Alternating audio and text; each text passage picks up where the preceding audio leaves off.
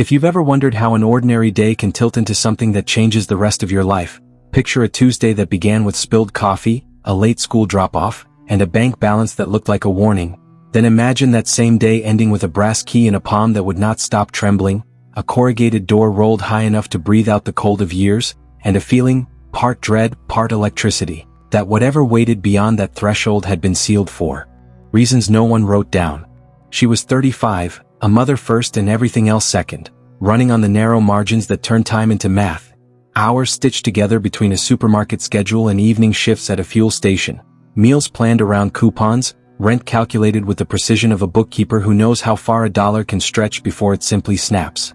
Her name was Lena Park, a detail that mattered only because every bill that arrived carried it in hard black letters, and because the small person who called her mom would sometimes practice writing it on lined paper, looping the P too wide and dotting the E with a small star. Nothing in Lena's life resembled a gamble. Parenthood had burned the appetite for risk out of her the way summer burns mist off asphalt. And yet there she was, in the lot of a storage facility off an access road no one used unless they meant to, standing among people who treated corrugated steel like lottery tickets and shadows like ledgers, clutching an envelope that held almost everything she had not already spent on keeping the lights steady and the car breathing. The idea had found her the way small salvations do now, through a screen at 2 in the morning after a long shift, when the human brain is most willing to consider that strangers on videos might be telling the truth about hidden treasures behind dented doors. There had been a logic to it that wasn't entirely foolish. People with more things than time put their lives into boxes and then into lockers. Lawyers missed payments, projects stalled, estates went sideways, facilities followed rules, auctions happened in close daylight with witnesses. You could bid from the threshold with your eyes, not your hands, and by what you could see and whatever you didn't know you were seeing yet. The comment sections beneath those videos were full of warnings and wishful thinking, but one sentence had lodged in Lena's mind because it sounded like math and mercy together. Most of the time you break even, sometimes you lose, once in a while you win enough to breathe. The crowd behaved like any ecosystem that had found its balance. Veterans clustered in quiet knots, their flashlights short and surgical. A pair of picker couples compared notes without sharing them. A young man in pristine sneakers narrated into a phone as if the internet would pay his rent. The manager kept a professional boredom that never quite masked vigilance. Doors rattled up and rattled down, revealing the predictable leftovers of relocated lives.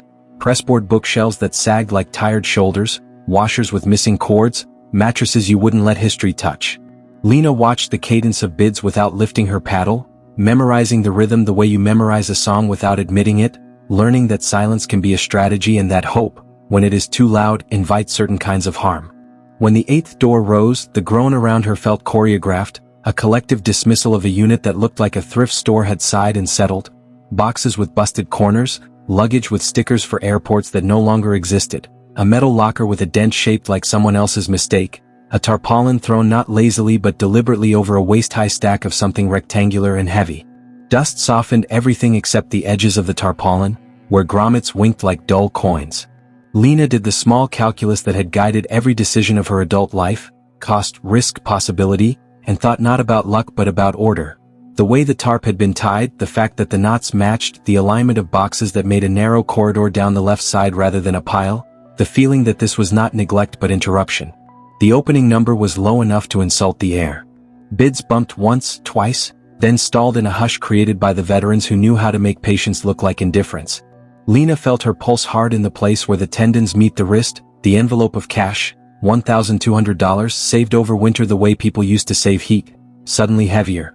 She lifted her paddle because the alternative was lifting it later under worse terms, and because the thought that followed, impractical and clear, was that some doors are not opportunities so much as obligations dressed as sheet metal. A couple of heads turned because people notice when someone who looks like she should have passed chooses not to. The numbers rose to a point that would still allow noodles and gasoline and one unexpected dentist appointment. Then the manager's gavel tapped the clipboard and the door became, for 48 hours, hers. There is a silence that follows transactions like this that has nothing to do with sound and everything to do with the weight of the next choice. Lena signed, pocketed a key with the dull shine of objects that have outlived their purpose, and waited until the herd diverted to the next door so she could raise the unit alone and listen for what the air might say. It said old wood and adhesive and linen that had once known sunlight. It said someone had come here with a plan and left before finishing it. It said that everything inside had been put away by a pair of hands that understood the difference between careless and temporary. She had brought the kind of kit you assemble at a kitchen table while a child sleeps. Gloves, painter's tape, a cheap camera, a small notebook with half the pages already used for grocery lists and shift swaps. She labeled as she looked, as if writing it down could convert nerves into method. Half an hour in, she had uncovered nothing that would change a life and plenty that might pay 2 months without drama. Table linens untouched in their department store plastic. A stack of winter coats that had spent more time in storage than on shoulders. A set of stainless pans with the kind of weight that implies price, not taste. The metal locker, when she coaxed the hinge, released a breath of oil and cold. Inside were 2 green footlockers, military surplus in color if not in provenance, their corners reinforced, their clasps taped in a manner that said the person who closed them expected no one else to open them soon. The tarp stack, when she uncovered its top layer, revealed long, anonymous cases. The kind musicians use when they don't want to explain what they do for a living, or the kind contractors slide tools into when day work turns to night work. The labels were impersonal. Model 710 by 42 optic parts. The handwriting was precise, like someone who had been paid to be believed. If you like stories that start with a small risk and turn into something you can't look away from, tap like and hit subscribe so you don't miss how this one unfolds, and drop a comment with where you're watching from. It helps more than you think and tells us which corners of the map these finds reach. She did not cut anything open yet because she understood instinctively that some lids, literal and otherwise, should wait until documentation turns curiosity into record. Instead she backed out of the corridor she had made, lowered the door to a slit, let her eyes adjust to the world again, and walked the line between relief and the old habit of fear that keeps smart people poor but safe. The manager glanced up, saw that she wasn't dragging anything expensive into daylight, and returned to his own paperwork. A reseller in a ball cap offered a neutral nod that might have been respect or the politeness professionals extend to a newcomer whose choices will not affect their margins. Back at her car, the Corolla that had learned to forgive rough starts and long waits, she sat with both hands on the steering wheel and counted the way she had learned to count under pressure. Assets, tasks, time. She had till Friday to empty the space or extend it. She had a child to collect from an after-school program that understood real lives. She had 2 shifts to trade if this turned into a second job she couldn't afford to take.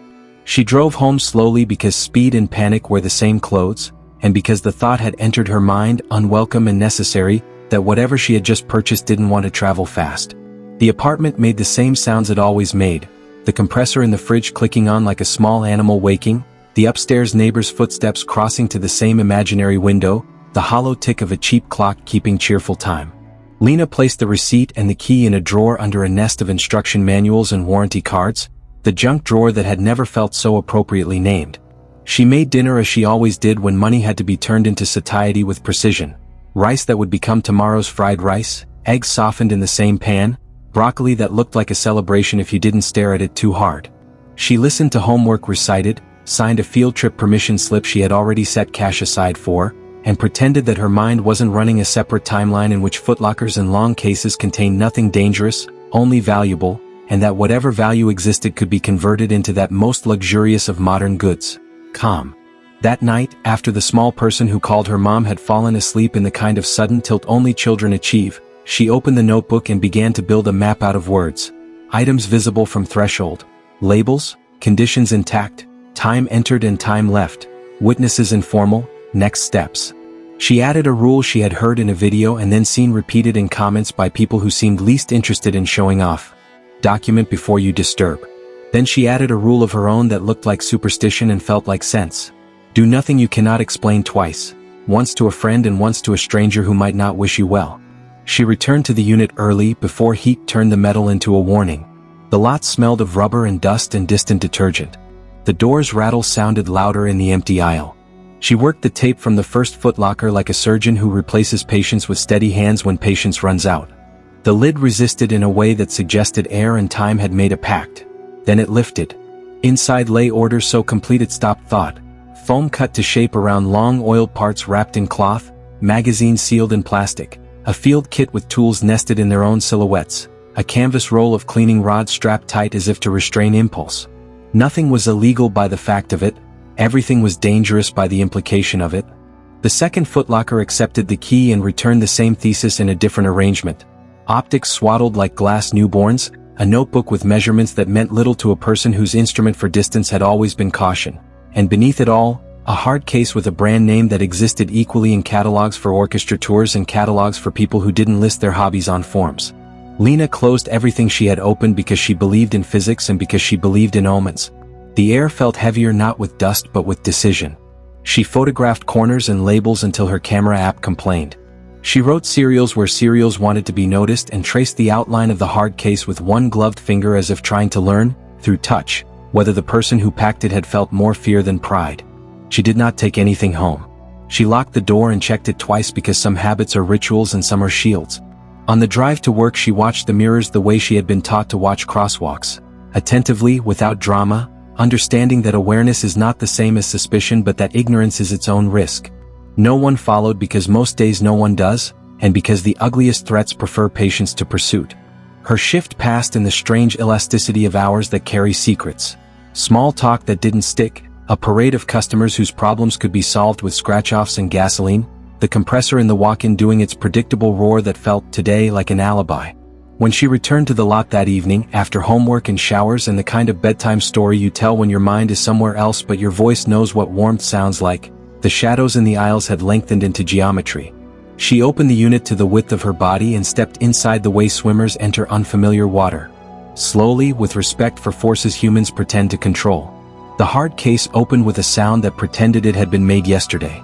Inside, nested in cut foam like a negative space drawing, lay the shape of a precision instrument with enough restraint in its lines to make beauty feel like a complication. The brand and model were etched where a thoughtful person would expect them to be.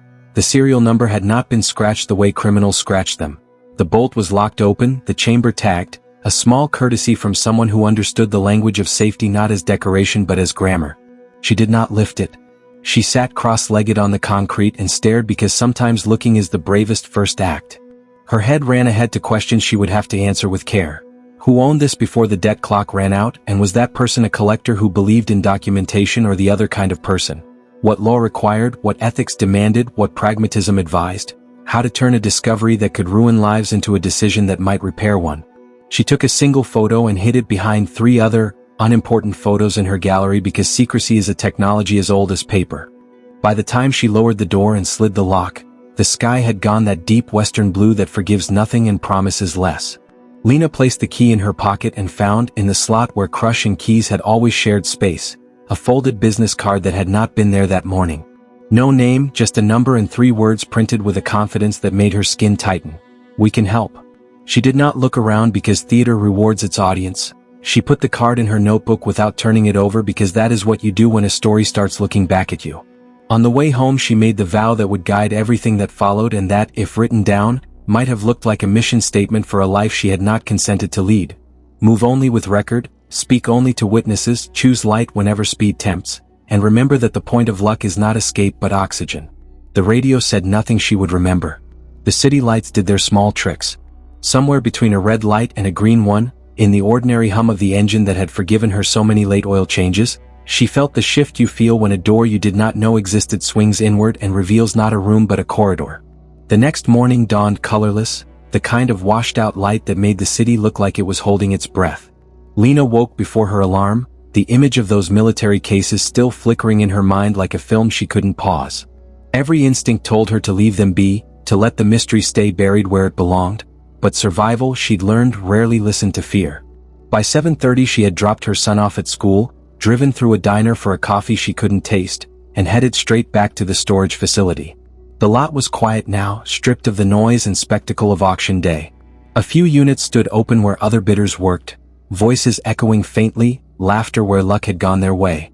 But her row was empty, the air still and expectant. The door to her unit groaned as she rolled it up, sunlight slanting across the concrete floor like a blade. Everything was just as she had left it, boxes stacked neatly, the tarp undisturbed. Still, she couldn't shake the feeling that she was about to trespass into someone else's unfinished story. She worked methodically. Each box was photographed, labeled, and stacked to one side. Most of it was forgettable clutter. Kitchenware, old clothing, a few books swollen from damp air. But beneath those layers of ordinary life waited the 2 green footlockers, their metal corners catching light like teeth. She crouched again, her gloves brushing dust away from the faded tape. This time she noticed something she'd missed before, a faint stenciled mark near one hinge. It wasn't a name but a string of letters and numbers, US 1967, RAV. Government issue or something pretending to be. Her pulse quickened.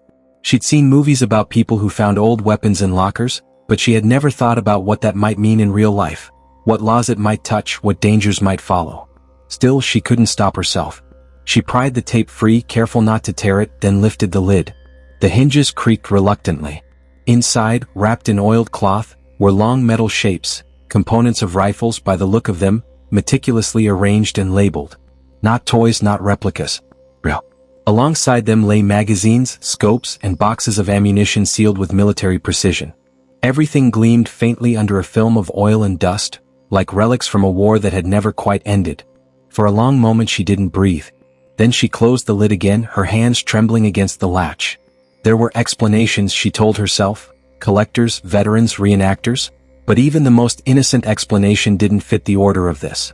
Someone had stored these for a reason. Someone might still be looking for them. She backed out of the unit, locking it behind her, and sat in her car until her pulse slowed enough to think. The rational part of her mind wanted to call the police. The other part, the one that had spent years surviving bureaucracy, bills, and bad luck, knew that explanations rarely made things safer.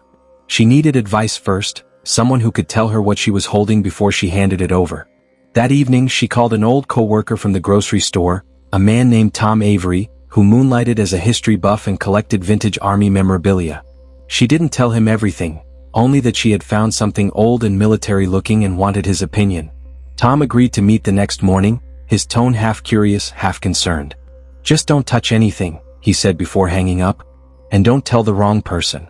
That night was the longest she could remember. The wind kept nudging her apartment windows like fingers testing for weak spots, and every distant car engine made her shoulders tense. She sat at the kitchen table, writing a list she didn't want to write. What was in the unit, who knew about it, what might go wrong. Her son slept peacefully in the next room, unaware that his mother was measuring danger against desperation in the glow of a kitchen bulb. If you've been following Lena's story so far, take a moment to like this video and subscribe. It helps us keep sharing these incredible true-to-life finds. And tell us in the comments what you'd do if you uncovered something you weren't meant to find. Morning came like a question she didn't want to answer. Tom met her at the storage facility just after 8, his pickup rattling into the lot. He looked the way working men look when curiosity wins over common sense. Coffee in hand, half smile on his face, the kind of man who'd seen enough to take rumors seriously. When she opened the unit and pulled back the tarp, he let out a slow whistle. "This isn't hobby stuff," he said quietly. He crouched, examining the crates without touching them. "These aren't decommissioned. They're stored. Whoever owned this knew what they were doing." He glanced up at her. "You need to be careful, Lena. If this is what I think it is, it's not just old hardware, it's inventory." Her stomach tightened. Inventory for what? He didn't answer right away. Instead, he stood, brushed dust from his knees, and looked toward the far end of the lot. A black SUV had just pulled in, its windows dark, its engine idling too long before shutting off. "Maybe nothing," Tom said finally. "But maybe someone's already looking." Lena felt the air leave her lungs in a slow, invisible exhale. For the first time, she understood what she truly bought. It wasn't just a storage unit. It was someone else's unfinished story, and she had just stepped into the middle of it. The following days unfolded like a movie that refused to reveal its ending. Lena moved through her shifts at the grocery store in a fog, her body on autopilot while her mind replayed every detail of the unit. The smell of oil, the numbers stenciled on the crates, the quiet warning in Tom's voice. She told herself she was overreacting, that no one cared about a forgotten locker, yet the shadows in her rearview mirror told another story. That black SUV showed up again. Once in the morning, parked across from her building. Once outside her son's school. Always far enough away to deny, but close enough to notice. Each time she felt the same tightening in her chest. Not panic exactly, but awareness sharpened to a blade's edge. The world hadn't changed, she had. She saw the small things now. A man pretending to scroll his phone too long, a car that left just as she turned toward it. By the third night, she couldn't stand the waiting. She called Tom again, asking him to come over after his shift. He arrived near midnight, smelling of engine grease and worry. "You need to move this stuff," he said, pacing her small kitchen. "If someone's watching, they already know what's in that unit. You've got two options. Call the cops or get it somewhere safe before someone else does." Lena rubbed her temples.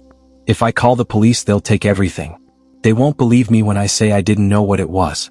And if I move it, I look guilty. Tom nodded slowly as if weighing two bad answers against each other. Then we make a third. I know a guy, retired pawn dealer. Used to handle estate cleanouts. He won't ask where it came from. He might know how to tell what's real, what's dangerous. It wasn't much of a plan, but it was a direction.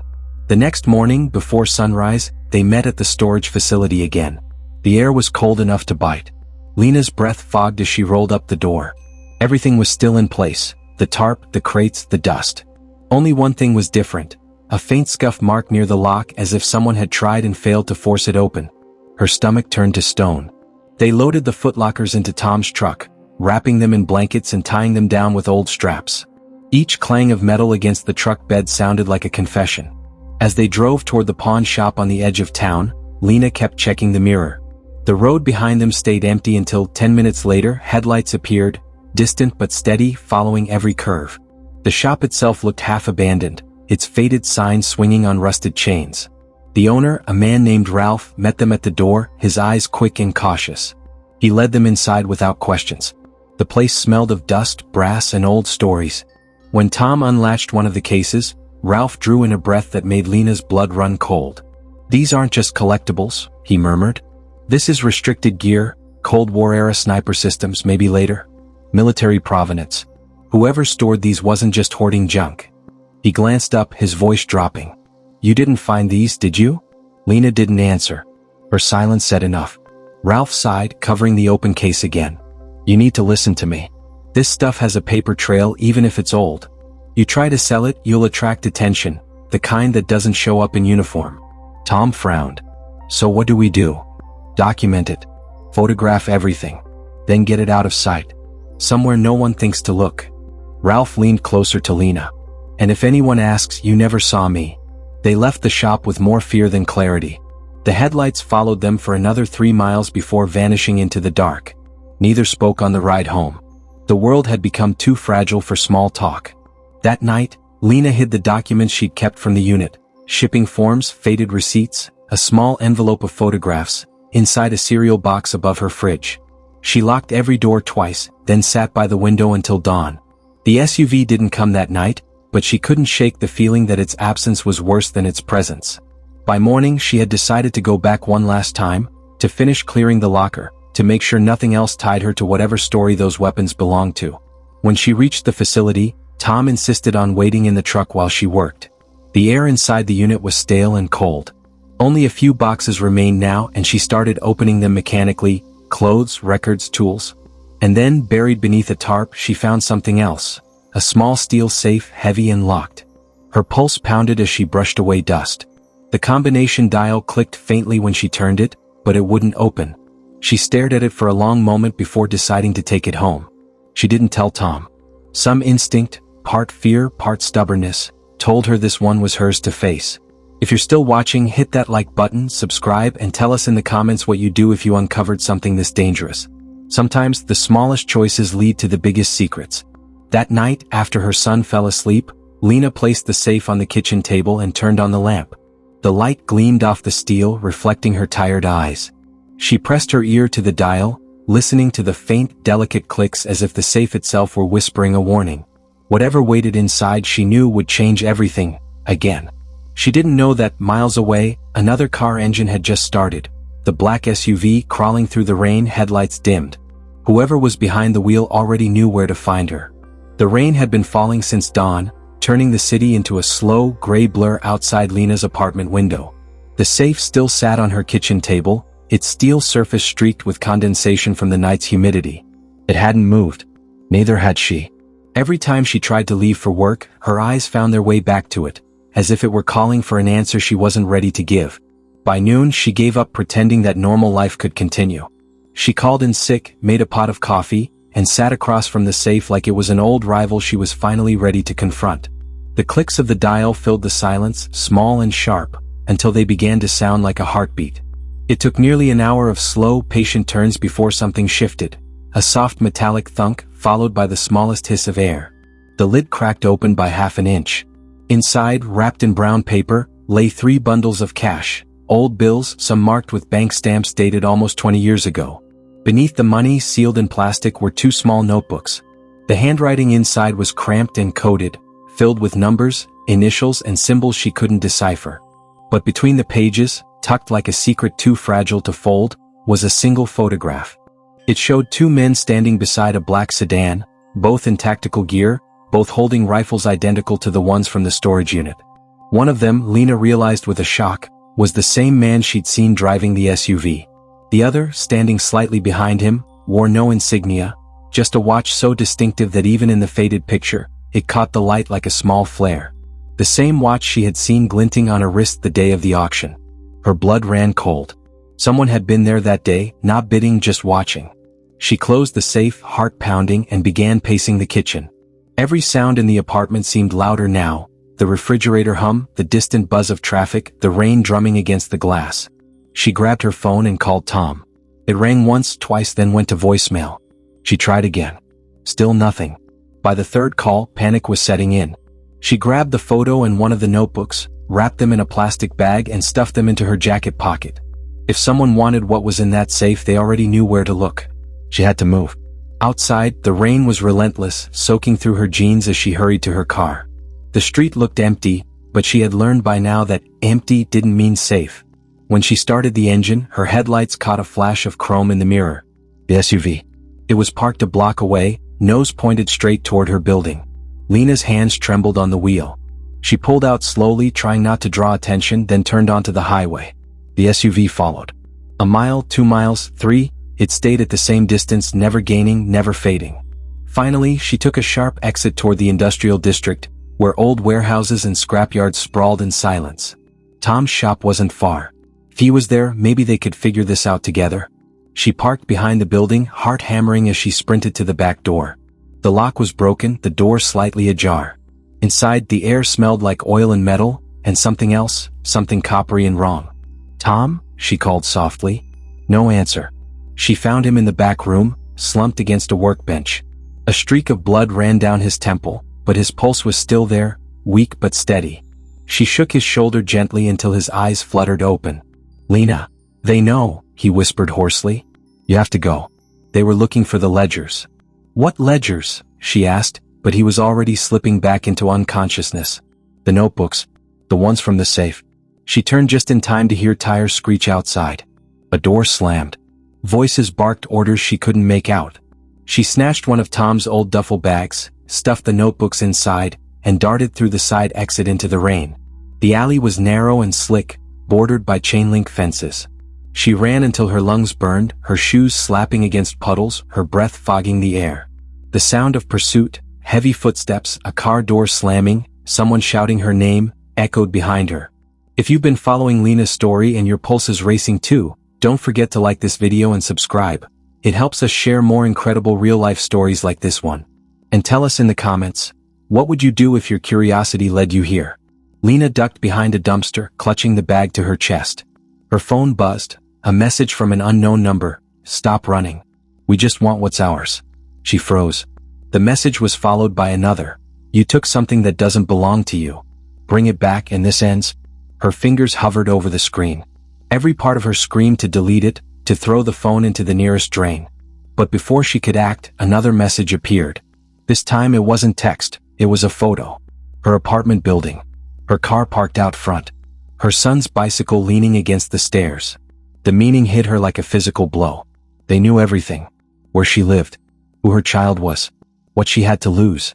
She sank against the wall, rain streaking down her face until she couldn't tell what was water and what were tears. The bag in her arms felt heavier by the second. Like guilt, like proof, like a decision she couldn't escape. She had stumbled into someone else's war, and there was no way out that didn't cost her something. Through the hiss of rain, a new sound rose, the low growl of an approaching engine. The SUV. Lena closed her eyes, drew a trembling breath and whispered to herself, "Not yet." Then she ran. By the time dawn broke, the storm had washed the city clean, leaving the streets slick and empty, as if the night had decided to bury its own secrets. Lena was still running, though now it was less about movement and more about momentum, the instinct to keep going because stopping meant being caught. She had crossed 3 districts on foot, cutting through alleys, hiding behind parked trucks, until the first pale glow of morning began to stretch across the skyline. Her hair clung to her face, her clothes were soaked, and her mind was a single loop of thoughts. Tom is hurt. They know where I live. My son. The notebooks. She ducked into an all-night laundromat, one of those forgotten corners of the city where time seemed to stall. The smell of detergent and old coffee hung in the air. She chose a machine at the back and sat on the cracked vinyl bench, clutching the duffel bag in her lap. Every few seconds her eyes flicked to the window, watching headlights slide across the glass. She didn't dare use her phone again, not after the messages. She needed to think. When she finally dared to unzip the bag and take out the notebooks, her hands were trembling. She turned the pages slowly, looking for anything that might explain what she was trapped in. The writing was tight, methodical, columns of numbers, references, initials. Then she saw it. A list of shipment dates, matched with city codes and what looked like amounts of money. Her breath caught when she saw one recurring term, scrawled in the margins beside each entry, RX9. It wasn't until she flipped to the last page that the truth began to emerge. Someone, perhaps the owner of the storage unit, had been using it as a front to store weapons and distribute them to clients overseas. The cash in the safe wasn't profit. It was a ledger of transactions, a system for laundering money through false estates and closed accounts. The reason for the SUV, the break-ins, Tom's warning, all of it snapped into focus. She hadn't just found stolen property. She had found evidence of a network built on blood and betrayal. Her pulse thundered in her ears. She knew she couldn't go to the police without risking arrest herself. They'd never believe a single mother stumbled into a cache of illegal arms by accident. But she also knew she couldn't keep running. There was only one person she could trust now, someone with nothing left to lose. Tom. By mid-morning she reached his shop again. The door was still cracked open, the sign still flickering faintly in the window. Inside, Tom sat slumped in a chair, a bandage wrapped around his head. When he looked up, his expression was one of quiet disbelief. "You're alive," he said hoarsely. "They're following me," she replied, closing the door behind her. "They want the notebooks. I think they prove everything." He nodded, wincing from the pain. "Then we use them." She frowned. "What do you mean?" Tom reached into his jacket and pulled out a small flash drive. "While you were gone, I scanned the pages you showed me. I sent them to a friend, he's a journalist. If we disappear, the files go public. If we survive long enough, we hand them over ourselves." For the first time in days, Lena felt something that wasn't fear, it was relief laced with purpose. Together, they began sorting through the evidence, photographing the ledgers, organizing the data. The storm had broken outside, but inside that dim workshop, the air felt clear for the first time. That peace didn't last. The sharp crunch of tires on gravel snapped both of them to attention. Tom's eyes met hers. "Back door," he mouthed. They grabbed the bag, the flash drive, and slipped through the rear exit just as the front door burst open. The sound of heavy boots echoed through the workshop. At least 2 men, maybe 3. Lena and Tom sprinted across the narrow alley, ducking behind a stack of shipping crates. The world shrank to the sound of their breathing and the pounding of their hearts. "Go," Tom whispered. "You've got the files. Get them out of town." "I'm not leaving you," she said, but he shook his head, his voice low and firm. "You don't have a choice. You still have your son. This ends with you making it out." He turned before she could argue and stepped back into the shop, slamming the metal door behind him.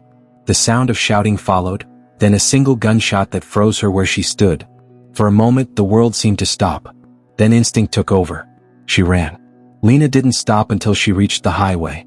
She hitched a ride with a delivery truck heading north, using a fake name and an exhausted smile. The driver didn't ask questions. Somewhere between towns, as dawn stretched across the fields, she finally let herself cry, not for the danger, but for the people who had been pulled into it. If you've stayed with this story until now, take a second to like this video and subscribe. It really helps us share more stories inspired by true, extraordinary events.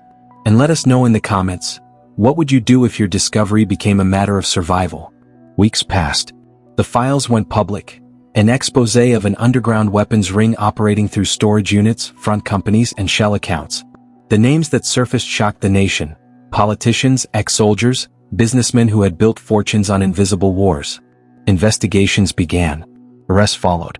No one ever traced the leak to Lena.